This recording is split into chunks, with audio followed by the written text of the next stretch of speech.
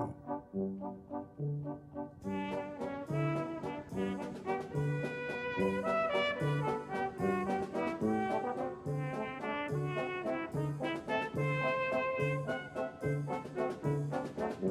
El baile del Moulin de la Galette.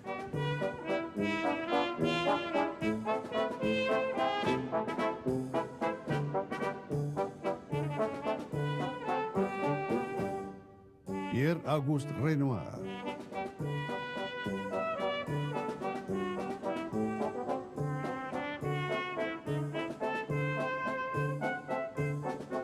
Museo d'Orsay, París.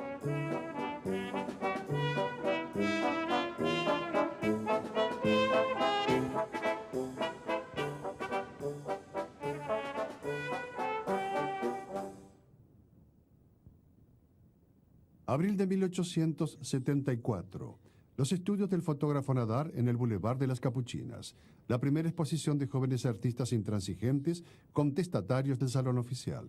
Un periodista se burla del cuadro de Monet, Impresión, Sol del Amanecer. Inventa la palabra impresionista. De 1874 a 1886 habrá 8 de estas exposiciones. Abril de 1877, la tercera exposición en un departamento de la calle Le Pelletier. Cézanne, Pissarro. Todos están allí. Berthe Morisot, Sisley. Exponen algunos de sus mejores cuadros. Degas, Monet.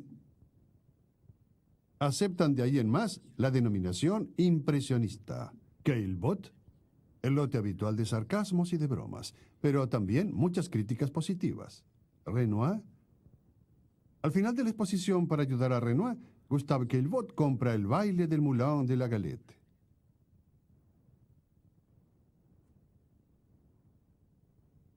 Muy adinerado, ya ha comprado muchos cuadros de sus amigos y piensa donar su colección al Estado.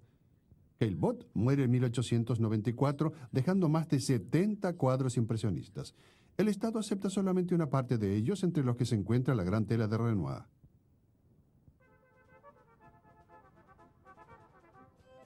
En primer plano, 2 bancos, una silla y una mesa. A la izquierda, en el primer banco, una mujer se inclina hacia una niña rubia. En el segundo banco está sentada una mujer joven con un vestido a rayas azules y blancas. Una tercera, de pie, apoya su mano derecha sobre el hombro de la joven y la otra sobre el respaldo del banco. A su izquierda, una mujer con un sombrero azul oscuro está sentada en el mismo banco. Frente a las 2 mujeres jóvenes, un hombre de espaldas está sentado de costado en una silla. Del otro lado de la mesa, 2 hombres jóvenes. Uno con galera negra, fuma en pipa. El otro, con un sombrero de paja, escribe. Levanta la vista hacia la mujer de pie.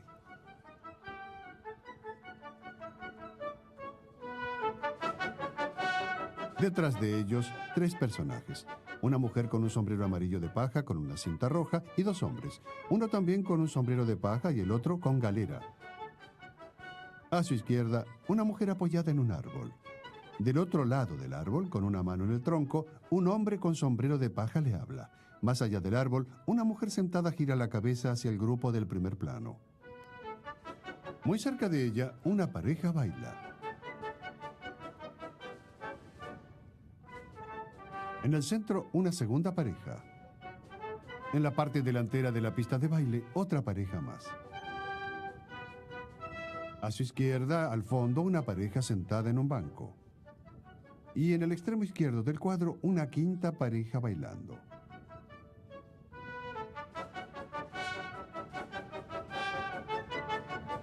En el fondo, la multitud en masa.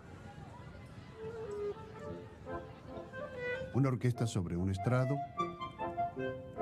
Arcadas de madera, faroles, empalizadas.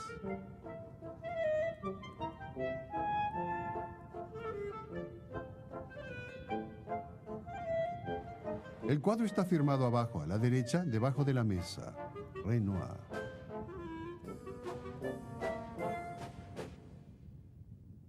En 1876, Renoir tenía 35 años. Vive en la calle Saint-Georges, al pie de la colina de Montmartre. Un día, Frank Lamy descubrió en mi taller un esbozo del Moulin de la Galette que yo había hecho de memoria. «Hay que pintar este cuadro sí o sí», me dijo. Era muy complicado. Había que encontrar los modelos y necesitaba un jardín. Tuve la suerte de conseguir un encargo que me fue pagado regiamente. El retrato de una señora y sus dos hijitas por 1.200 francos. Alquilé entonces en Montmartre una casa rodeada por un gran jardín por 100 francos al mes. La casa está en el número 12 de la calle Cortot. Hoy es el Museo de Montmartre. Renoir la ocupó solo algunos meses, pero pintó en ella muchas telas. El jardín, en el primer plano, un macizo de flores. Al fondo, dos hombres conversando. También en el jardín, el columpio. Juana, una joven de Montmartre de 16 años que conoció a Renoir, se resiste por algún tiempo antes de aceptar posar. Aparece al lado del pintor Norbert Guenet en este fragmento de vida bucólica. En la cima de la colina de Montmartre, desde hacía siglos, había muchos molinos de trigo o de yeso. Habían dejado de funcionar, pero sus siluetas formaban parte del paisaje pintoresco de París. A su alrededor, pequeños jardines, terrenos baldíos, senderos en fuerte pendiente. Una familia de molineros, los Devray, tenían varias chozas escalonadas en la colina y molinos. Un primer molino, el Radet, prensaba todavía a veces bulbos de iris para un perfumista.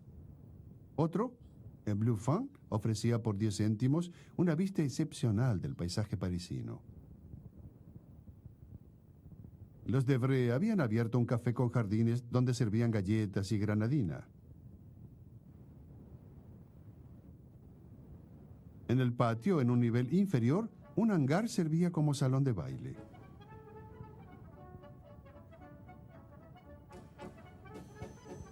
Al conjunto se le había dado el nombre de Le Moulin de la Galette.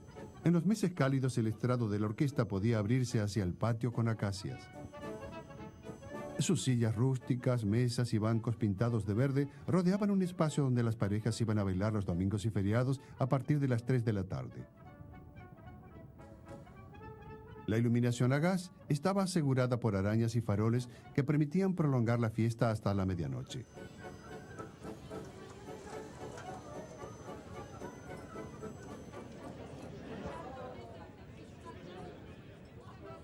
Hacia 1875 la orquesta alternaba valses, marchas, polcas y mazurcas, y también algunas melodías famosas como La cuadrilla de los lanceros.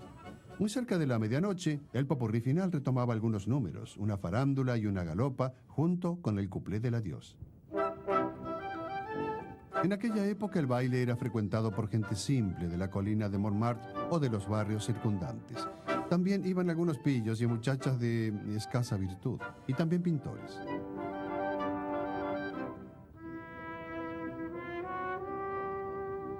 Tuve la suerte de encontrar en el Moulin de la Galette muchachas a quienes les encantaba posar, como por ejemplo las dos que están en el primer plano de mi cuadro. Juana, la del columpio, aparecerá en la tela con Estela, su hermana menor.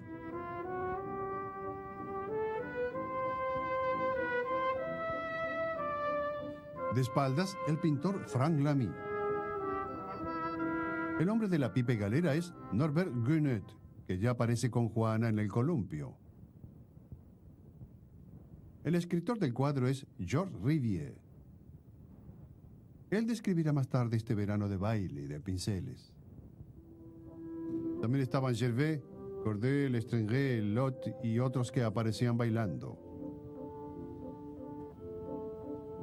Y finalmente un pintor de origen español llamado Pedro Vidal de Solares y Cárdenas, que había venido de Cuba. Es a él a quien se lo ve en medio del cuadro con un pantalón verde amarillento, bailando con Margot.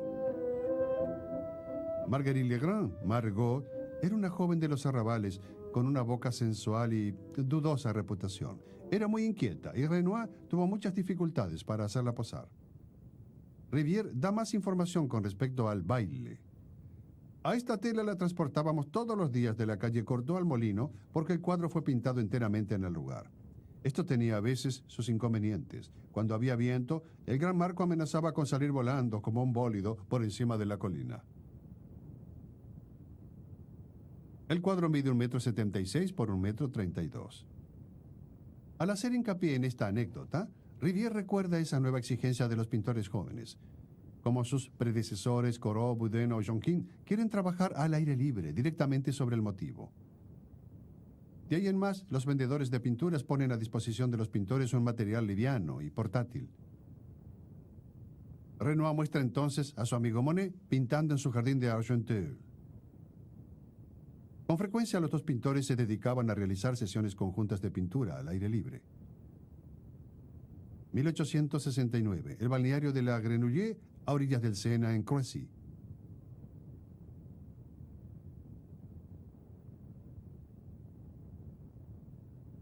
A Monet le interesa sobre todo el paisaje, los reflejos, una gama fría, limitada. Tonos divididos en grandes pinceladas. Resultado, un contraluz contrastado, pero neto.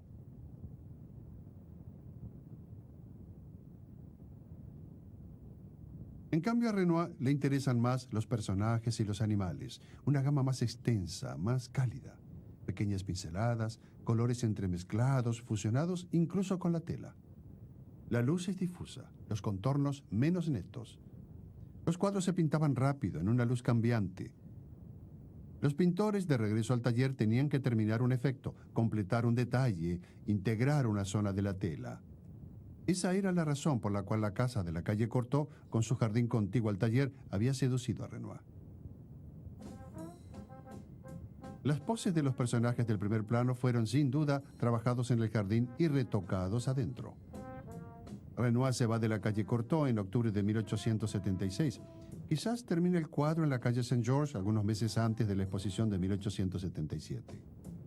Hay una versión más pequeña del baile, de una tonalidad más clara. Parece que Renoir la pintó basándose en la grande para acceder a un pedido del coleccionista Victor Choquet.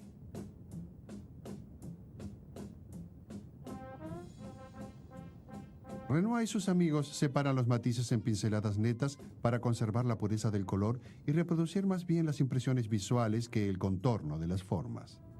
Reaccionan contra el realismo fotográfico que invade a la pintura de su tiempo. Sus cuadros, comparativamente, parecen inconclusos, abandonados en estado de boceto.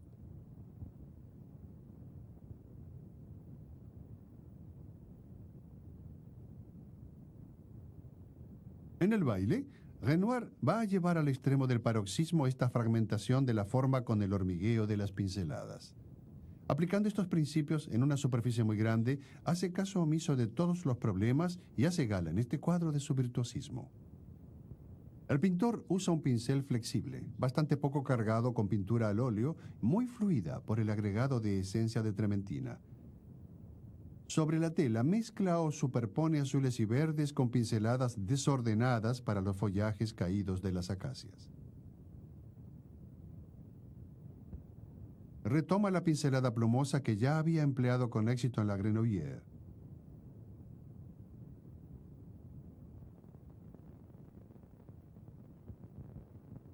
La gama de colores es voluntariamente limitada. El pintor descarta los colores terrosos. Algunos años después del baile, hace la lista de los únicos colores que necesita. Blanco de plata, amarillo de cromo, amarillo de Nápoles, ocre amarillo, tierra de siena natural, vermellón, laca roja, verde veronés, verde esmeralda, azul cobalto, azul de ultramar. No aparece el negro. En el palco abundaba el negro. En el baile, las superficies oscuras se logran con azules muy oscuros, mezclados a veces con negros.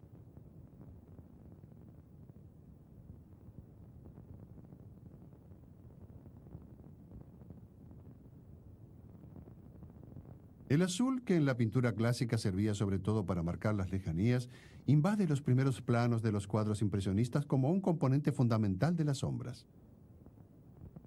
En el baile, visto de lejos, da la sensación de que predomina el azul malva, porque está pintado armonizando el rosa anaranjado de la luz solar con el azul de las sombras.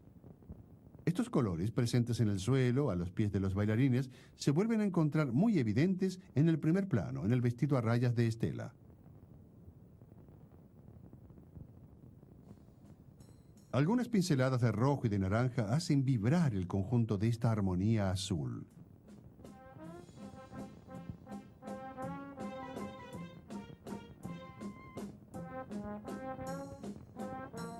De la multitud compacta del fondo surgen cuellos y sombreros. La orquesta es una masa oscura, amorfa, en el hueco del estrado. Se distingue a los músicos con sus cuellos blancos, al director de orquesta y sus cabellos blancos, los pequeños reflejos de los cobres y de las cuerdas y el gran volumen marrón del contrabajo.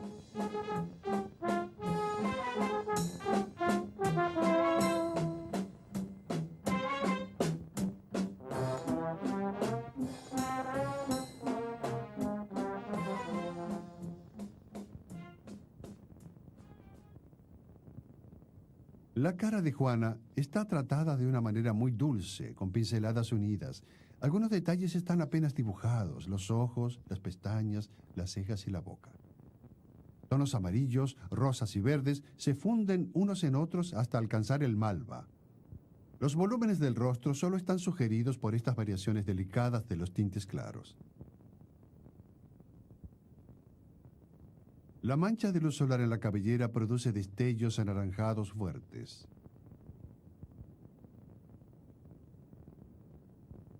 En el rostro de Estela, un rosa dominante más pronunciado contrasta con ligeras sombras verdes.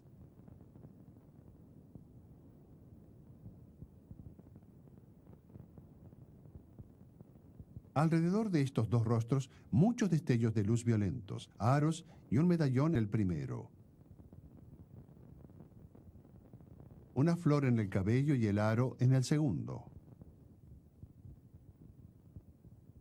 Estos destellos, logrados por pequeños empastes, contrastan con las superficies lisas vecinas.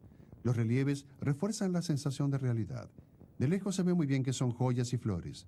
De cerca, simples pinceladas espesas esculpiendo la materia coloreada.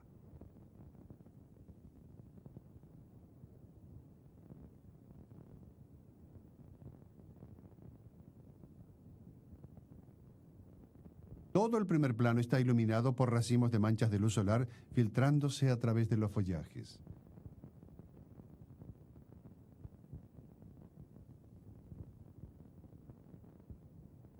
El pintor emplea un procedimiento elegido algunas temporadas antes para su estudio de torso efecto de sol, totalmente recorrido por manchas de luz y de sombras azules.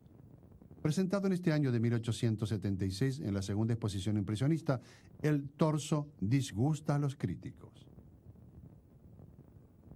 Hay que tratar de explicarle al señor Renoir que el torso de una mujer no es un montón de carne en descomposición con manchas verdes, violáceas, que son las que indican el estado de completa putrefacción en un cadáver. Renoir, lejos de preocuparse por las burlas, retoma sus manchas en El columpio.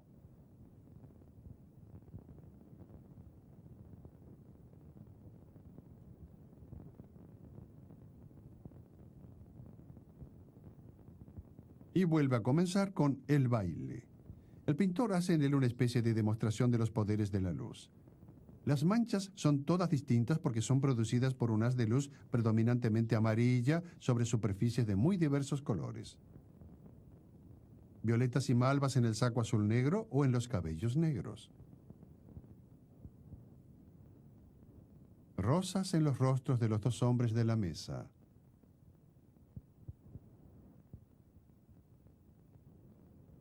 En la esquina de la mesa verde jardín, la mancha de sol produce un verde esmeralda. En el respaldo de la silla, exacerba el amarillo.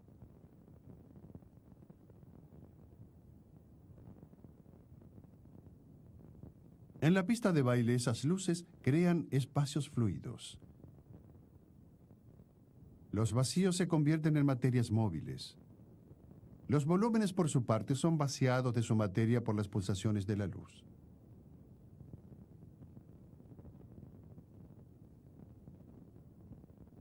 Finalmente, en la naturaleza muerta, la misma técnica de pinceladas espesas de las joyas, violentas relaciones de colores complementarios, rojo anaranjado y azul verdoso. Y vivaces acentos de blanco, dispuesto en gruesos empastes.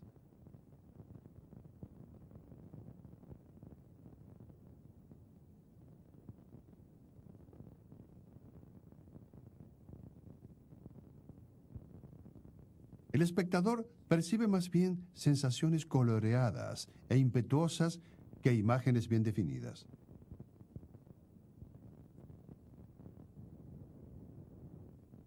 A él le toca completar los detalles, rellenar las lagunas.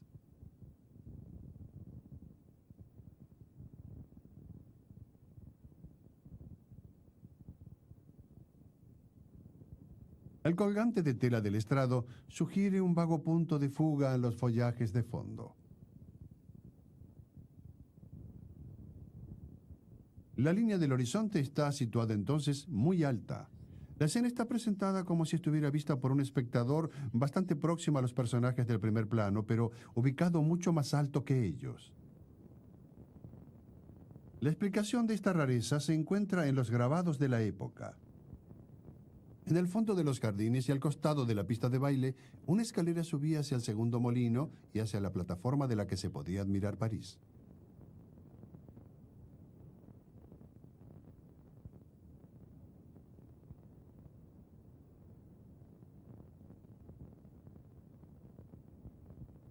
Renoir pintó entonces parado en la escalera, quizás entre el quinto y el octavo escalón.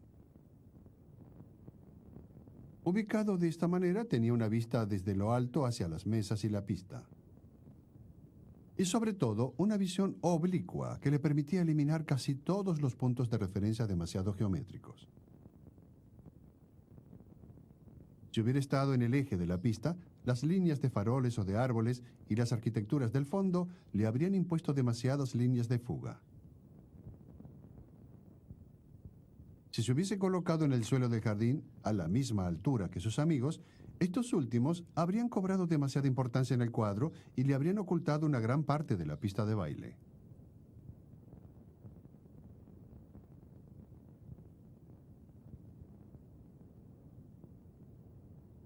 Para terminar de cerrar su composición, elige cortarla a la altura del techo de las construcciones que están frente a él y no mostrar el cielo.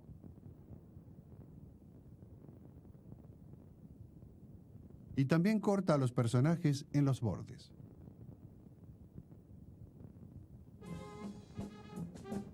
Esta forma apretada de enmarcar la escena, esta interferencia voluntaria entre los puntos de referencia y las formas, estas estratagemas ópticas fuerzan al espectador a realizar un verdadero trabajo con la mirada para comprender la escena y sus espacios. Los criterios tradicionales de forma, de color, de contorno, de dibujo, de perspectiva quedan destruidos.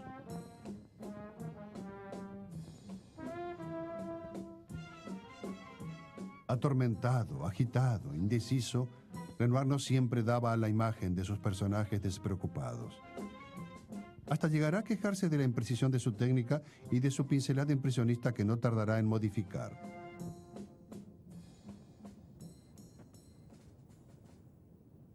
Algunos años después del baile del Moulin de la Galette, el almuerzo de los remeros retoma un tema afín. Es a la vez más claro y más nítido. Los azules son mucho menos invasores.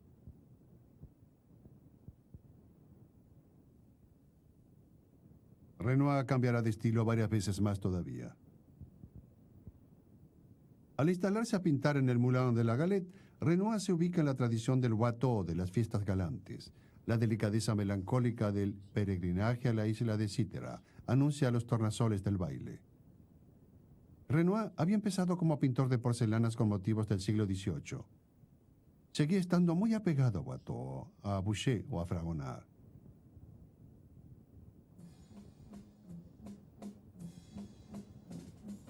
El carácter revoltoso y de bajo nivel del lugar desaparecen ante el buen humor, la distensión y la ternura. Se baila, se charla, se bromea, se divaga. Los rostros aparecen sonrientes y luminosos, las ropas pobres, muy mejoradas. La aparente confusión de pinceladas y de colores crea una sensación de fusión, de armonía.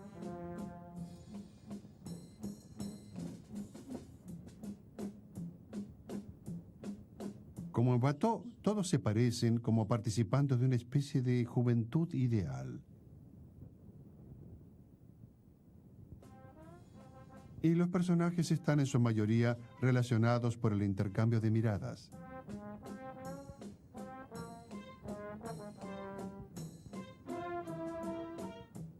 Relaciones discretas, reforzadas por los gestos que fusionan a los cuerpos que bailan.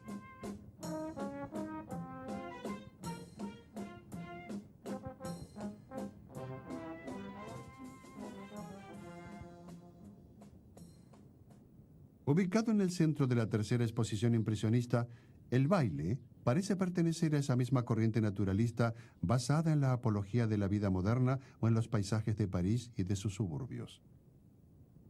Monet, su búsqueda de los misterios de la luz, elimina a los seres humanos. Caillebotte los devuelve a su soledad en medio de la multitud. Debats evoca más bien el lado sombrío de esta misma sociedad: vida nocturna, prostitución, alcoholismo. A diferencia de sus pintores amigos, Renoir se interesa más por las personas que por los nuevos decorados urbanos. Nacido en un medio de pequeños artesanos, no se fía de la cultura mecánica. Para el baile del Moulin de la Galette, eligió indudablemente un espacio ciudadano, pero con un clima todavía muy campesino. Y no quiere ni oír hablar de las miserias de la sociedad. Para mí, un cuadro tiene que ser algo amable, alegre y bonito. Sí, bonito. En la vida ya hay bastantes cosas fastidiosas como para que nosotros fabriquemos más. Como Watteau, Renoir crea un mundo idílico, parcialmente al margen de las preocupaciones de la época. Hace posar a sus pintores amigos junto a jóvenes trabajadoras y simula así una pequeña sociedad bohemia y armoniosa.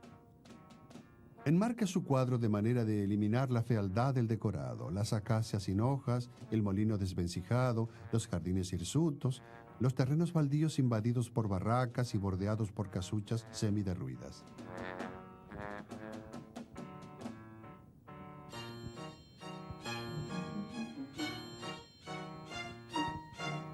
Y la cima pelada de la colina, donde se levantan en ese mismo año de 1876 los primeros andamios para la Basílica del Sagrado Corazón, cuya construcción ha sido votada 3 años antes por una Asamblea Nacional Conservadora a modo de expiación. Efectivamente, allí comenzó la insurrección de la Comuna de París en marzo de 1871. Y a fines de mayo, en las laderas de la colina y en los jardines que rodeaban a los molinos, el ejército, completando la reconquista de París, había realizado ejecuciones masivas de insurgentes o de pasantes, aplastando por largo tiempo todo intento de revuelta popular. Como los personajes alegres que ponen escena 5 años después de la Comuna, Renoir prefiere olvidar esa pesadilla, los ríos de sangre y los muertos. De la misma manera que ha decidido olvidar también la vida miserable de sus modelos durante los restantes 6 días de la semana. Renoir se olvida de la historia para contarnos otra historia en la que logra hacernos creer, porque ella nos remite a nuestra propia memoria, al pasado romántico, al recuerdo de haber sido jóvenes y despreocupados, sobre todo los lindos domingos de verano. Temblores del aire y de la luz, modulación de colores, charlas menudas en una lánguida tarde, promesas de nuevos encuentros, juramentos, ensueños, relaciones, rumores, el tiempo que pasa, amores efímeros y agridulces como las manchas de luz rosa y de sombras malva.